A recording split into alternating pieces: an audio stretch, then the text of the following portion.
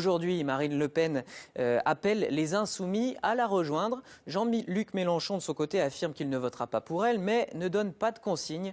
C'est l'extrême finance contre l'extrême droite, dit-il. La situation, en tout cas, divise son camp, comme l'ont constaté Marie Roussel et Benoît Henrion dans l'Oise. Est-ce qu'il y a une seule personne d'entre vous qui doute du fait que je ne voterai pas Front National? Tout le monde le sait.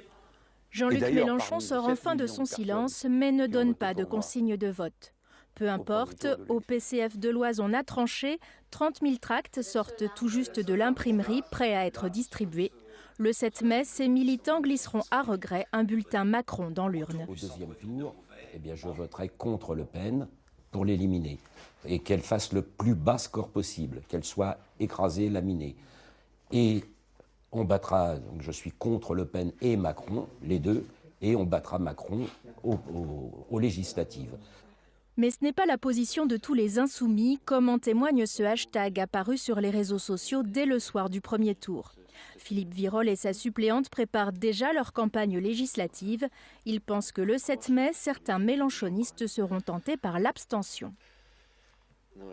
C'est difficile quand voter contre le pire et le moins pire, c'est toujours le pire. C'est ça qui est terrible. Depuis plusieurs jours, Marine Le Pen multiplie les appels du pied aux électeurs de Jean-Luc Mélenchon. Ce tract du FN circule sur Internet. Il liste les points communs supposés entre les deux candidats. Et puis cette déclaration en fin d'après-midi.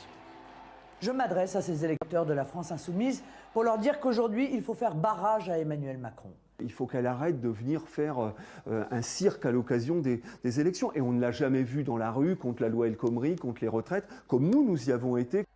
L'enjeu est de taille. Au niveau national, la France insoumise représente un réservoir de 7 millions de voix.